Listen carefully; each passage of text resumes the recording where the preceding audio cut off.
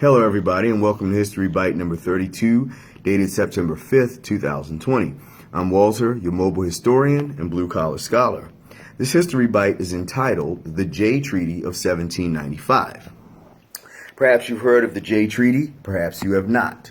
Perhaps you've heard of it but don't know much about it. In any case, that's fine, that's why I'm here. The Jay Treaty of 1795 was a 10-year agreement between the United States and Great Britain that, among other things, averted war between the two countries, promoted a more peaceful commercial relationship between the two, and solved a litany of different problems that the two nations were having at that point. Okay? Many of those problems stemmed from both countries' failure to fully honor the 1783 Treaty of Paris. Right? Interestingly enough, the outbreak of war between Britain and France in 1793 facilitated those problems being solved. When war broke out between Britain and France in 1793, public opinion in America became very divided, over whether or not the United States should become involved in this. Okay, President Washington put an end to that, with his proclamation of neutrality. However, when both Britain and France began attacking a neutral American merchant shipping, public opinion was once again divided over who, if any, we should take action against, Britain or France, okay? Two sides had already begun to emerge in America: Federalists, which supported Britain, and Republicans, which supported the French. Federalists felt it was in America's best interest to move closer to Britain. After all, they were more powerful. They had a bigger navy, a much larger merchant fleet. Okay, so our economy was much closer to theirs than what it was the French. The Jeffersonian Republicans argued that we were obligated to help the French and side with them. After all, we still had a 1778 alliance with them, something that the Federalists repudiated because they argued that that treaty was made with the government of King Louis XVI. And of course, as we know, in France at that point, revolutionary regimes were in power. So they were like, no, sir, have a nice day. We had nothing to do with you French revolutionaries, you crazy, chaotic, crazy folks. We don't want anything to do with you, okay? So the Federalists obviously wanted to move America away from revolutionary France and closer to Britain, okay? And even though Washington officially had no party, he almost always aligned his policy decisions, both domestic and foreign, with Alexander Hamilton and the Federalists. And as such, Washington dispatched Chief Justice John Jay to Great Britain, hoping to obtain some sort of agreement with Britain to avert war so they would stop attacking our shipping, as well as hopefully get some other things out of them as well. We were rolling the dice, hoping Jay would come home with some crumbs. But when he came home with about 4 loaves of bread, needless to say, the United States was very surprised, okay? The British were very willing to work with us for 2 reasons. First, they understood the value of American trade. And next, they wanted to keep America out of France's orbit. They didn't want the U.S. to get any closer to the French, certainly not the revolutionary government. And so they were very willing to make concessions to keep America on their side. Okay? So the Jay Treaty contained the following things. First and foremost, Britain agreed to pay America roughly $11.5 million for its destroyed shipping, as a result of the war between Britain and France, okay? In exchange, the United States agreed to pay Britain roughly about 600,000 pounds for pre-1775 Revolutionary War debts, okay?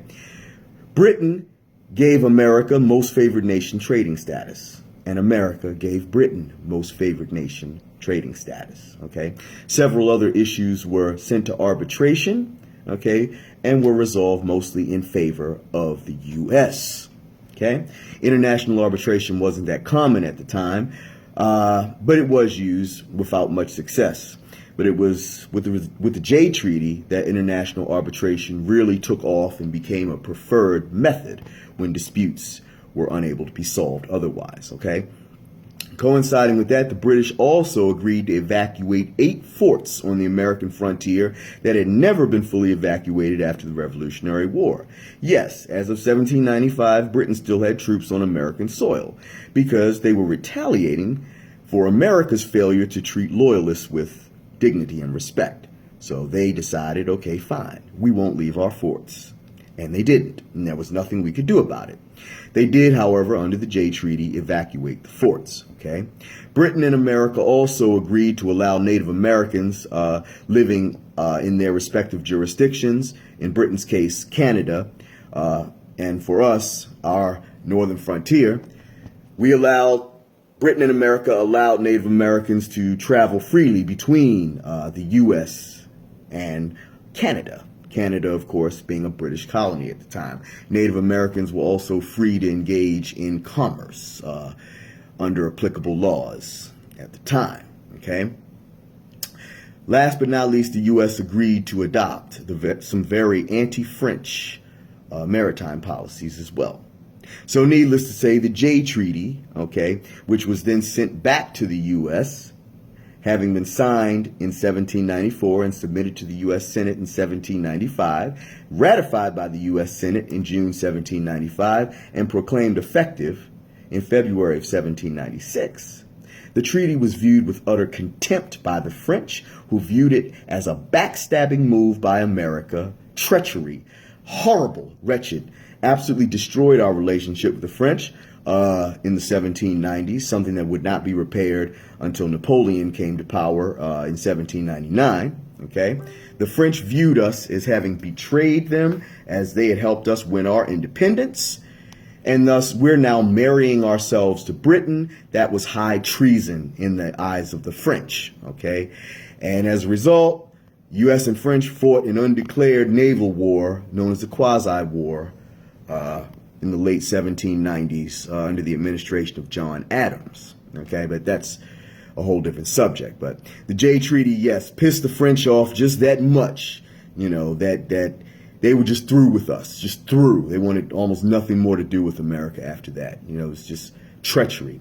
In America itself, the Jeffersonian Republicans viewed the treaty with just as much hostility, seeing as how we had betrayed the French, backstabbed the French, and sold our souls to England in their minds, a country that we had fought an 8-year revolution to break away from, and were now kissing their tails and being buddy-buddy with the British. You know, the Jeffersonians, that was horrible, unthinkable.